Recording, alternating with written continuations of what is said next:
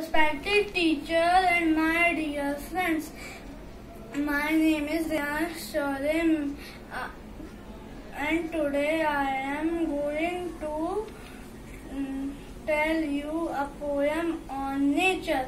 The title of my poem is Let's Preserve the Nature. The sun is shining, the sky is blue, the bird is flying, and the bees are so cool.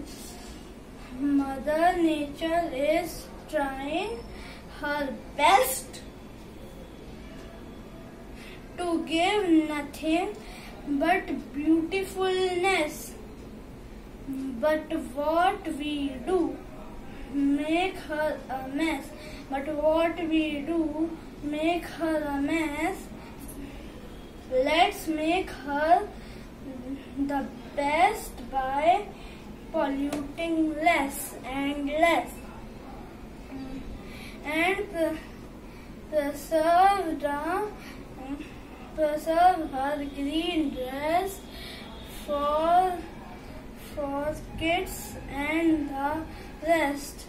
And preserve her green dress for kids and the rest. Let's make her best by polluting the less and less, and preserve her green dress for kids and the rest. Please save nature. Thank you.